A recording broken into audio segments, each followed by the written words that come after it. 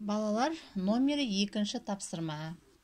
Карточкадағы өрнектерді пайдаланып, теңдіктер мен теңсіздіктер құрастыр депті. Мінекей карточкалар берілген. Осыдан теңдіктер мен теңсіздіктер құрастырамыз. Біз алдыңғы сабақтарда да өтіп жүрміз бұндай тапсырманы. Енді қарайық. Мінекей мен жазып қойдым қағазға. Теңдіктер мен теңсіздіктер құр деген. Теңдік дегеніміз екі санның тең болуы. Екі санның. Теңсіздік дегеніміз артық болуы не кем болуы бір-бірінен. Екі саннан. Мінекей. Осындай теңдіктер мен теңсіздіктер құрамыз.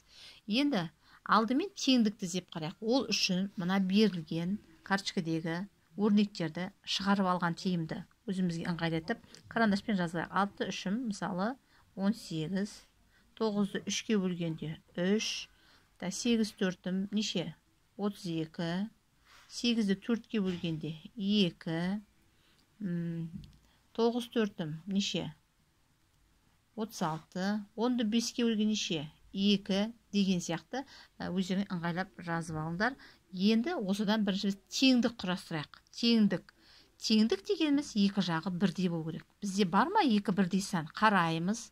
Мысалы 36, 32, 3, 2, 2. Міне 2 мен 2 екеуі тең. Сонда біз жазамыз 8 бөлу 4 тең 10 бөлу 5-ке. Мінекей.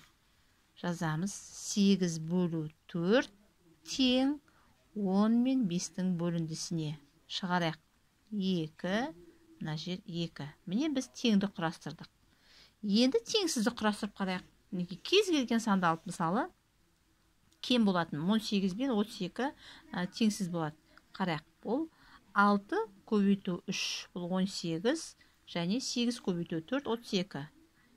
4 32. Бұл теңсіздік. Қандай теңсіздік? Бұл кем. 18 кем 32-ден. Мінекей.